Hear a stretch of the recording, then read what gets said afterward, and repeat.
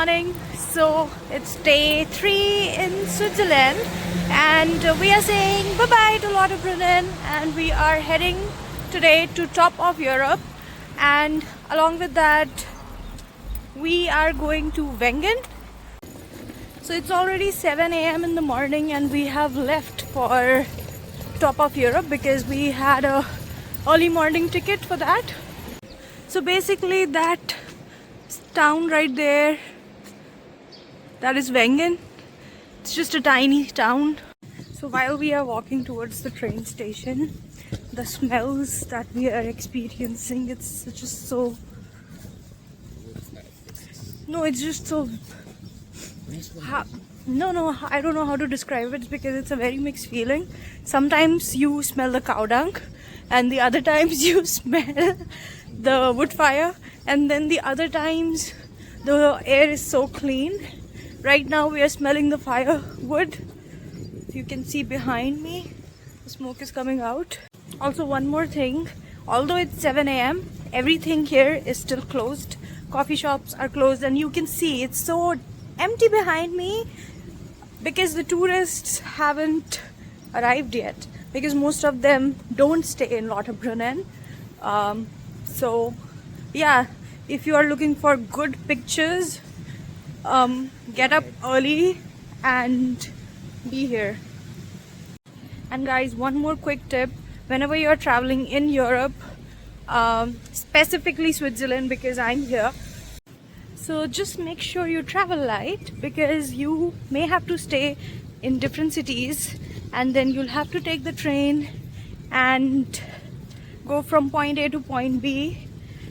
You'll have your checkouts and check-ins in between. Sometimes they will keep your luggage, sometimes they'll charge you extra for it, so you may want to keep your luggage. So travel light. So amongst two of us, I have this backpack, Swapnil has his backpack, and that one carry-on. That's it. That's all we have. Okay guys, look how empty the Lauterbrunnen station is. There's literally no one, which is a rare sight. Whereas this is how it looks like when the crowds come in and when they leave in the evening. So there are these lockers here. We are putting our luggage here at Lauterbrunnen station number 6, and it is 5 CHF and you have to pay coins. So you can't put a 5 CHF coin, you need to put 1, 2 or half, like half CHF coins. We went to the railway station, travel office here, there was someone and we got the coins. And the 5 CHF is for 24 hours and here's the key. We then boarded the train to go to top of Europe, and this train takes you all the way to Kleine Scheidegg, and there were small villages on the way which you can explore. Needless to say that the journey was very scenic and beautiful. The best part about this train was that it offered panoramic views of the Swiss Alps. Now, if you have watched the Korean series Crash Landing on You, you would realize that a scene in the series was shot right here at Kleine Scheidegg. This area is exactly where the scene was shot, and this is also where we took our next train to reach top of Europe. This train took us to Jungfrau, which is the highest train station in Europe.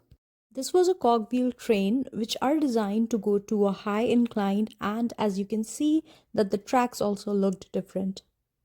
Once you board this train, the final ascent to Europe's highest railway station begins. It takes about 40 minutes to get to the top of Europe, and during this journey, you will notice the view transitioning from green pastures to stunning snow-covered Alps.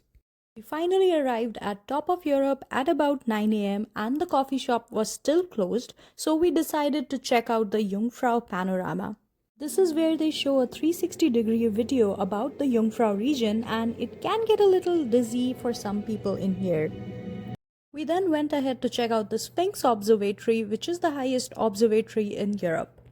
Unfortunately for us, it was very cloudy during the time that we visited and we couldn't see anything. You can also go out on Aletsch Glacier, but there was no point for us to go there due to zero visibility. It was a bummer, but there's always a first time and a next time for everything. We then went to the Alpine Sensation, which is a 250-meter long corridor. As soon as you enter, you are greeted by a massive shimmering globe that captures the essence of Swiss life. It is also one of the most Instagrammable part of this section. Once you're walking in here, it will give you a soul-stirring and eerie feeling because it focuses on how the Jungfrau was built. This place is a tribute to the miners who built the railway here between 1896 and 1912. That's even before the First World War. Overall, it isn't just a walkway, it's a moving memorial and a celebration of Swiss engineering. We then headed to check out the Ice Palace. This place was hand-carved in 1930s only with picks and saws. The temperature here stays at -3 degrees Celsius all year round. The ice sculptures here are made by artists from all over the world. It really feels like a frozen time capsule when you're here. We then bought a cowbell at the gift shop as it was cheaper here. My full Switzerland haul is linked below in the description box. After finishing all of these activities, the cafe was finally open and I was so ready to have my first coffee when suddenly I noticed these colorful eggs. I'm not sure if they were boiled or raw and why eggs are colorful in Switzerland, but if you know the answer, do let me know in the comments below. To my surprise, I found masala chai at Top of Europe, so of course I ditched the coffee. The cup was beautifully printed and for a little extra money you can get a souvenir cup to take home with you. We then found out that there was an Indian buffet here, but it was closed and it was also quite expensive at 32 CHF per person. We then went to a self-service restaurant which was also closed, so we decided to go to Lindt chocolate shop instead. Lindt is a Swiss chocolate brand and what I love about it is that every time you visit a Lindt shop, you get a free chocolate. A full vlog on Lindt factory in Zurich is also coming up on my channel soon. So this says restaurant closed, but they didn't mention the time anywhere. At what time will it open? So I bought some goodies. I'll show you what it is. The price for this stuff was $10. So I bought a Lindt chocolate biscuit sort of thing. I have a Lindt cookie. I have this, what is it called? Caperolino? I think last one is this choco wafer. I don't know. Can you see it? While we were waiting for the restaurant to open, we noticed that huge crowds started to come in.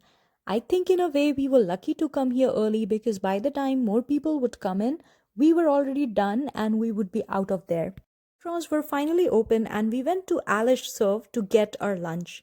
I will say that it was pretty expensive for a self-serve place. We ordered this rice up bowl which was basically just chole chawal and papad and it was 41 Canadian dollars and about 2700 Indian rupees.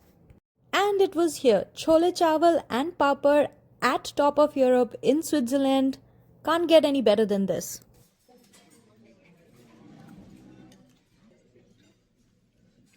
It's not bad.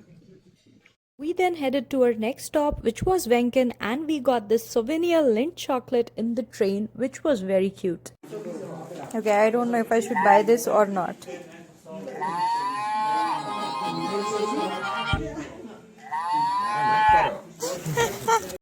So we bought another souvenir from Kleine Scheidegg. And for more details for everything that I bought from Switzerland, check out my other vlog which is linked below. Okay, so just one more quick tip. So whenever you are shopping anywhere in the world and if you are spending in international currency, so anytime you are paying and if it asks you for an option, if you want to pay in your own currency, for me it would be Canadian dollar versus their currency, so in this case it would be the CHF. Always choose the CHF, like the local currency of wherever you're traveling, not your own currency, because the conversion rates would be higher if you choose your home currency, which is for me Canadian dollar. So, in my experience, top of Europe is great, but the time of the year when I'm visiting, it's not worth it because it was very, very cold and we couldn't go out because I mean, yes, I'm wearing layers, but I needed snow boots and the skies, they were not clear, it was very foggy, we couldn't see anything. So, not recommended during what is it, May end, but maybe you can try if you are visiting in June or August, I would suggest when there is lesser fog. For the price, we paid 157 CHF per person to go up to the top. And as I've mentioned before, this particular train from to Kleiner Scheidegg is usually not included. There is always extra charge for it, but when you purchase this ticket, it gets included. Also, it is 157 because of the Swiss pass. If you don't have a Swiss pass, it's gonna be more. After experiencing top of Europe, we finally arrived at Wengen. Wengen is another car-free village just like Muren in Switzerland. The car you see here is just a hotel car to get supplies. So we are just hiking in Wengen, and I must tell you guys that if you guys do want to avoid crowds and want pictures in beautiful Swiss scenery without people around, I think you should definitely come to Wengen. Wengen felt so quiet and peaceful, and it's because not many tourists come here, and also because there are no cars. The random sounds of bells that we were hearing while hiking was just so therapeutic. We also met a super cute and friendly Samoyed, and his name was Charlie. We didn't spend a very long time in Wengen, but I would highly recommend everyone to make a quick stop here. And that is it for this vlog, and I'll see you in a next Switzerland vlog. And if you haven't already, make sure you subscribe. Bye bye.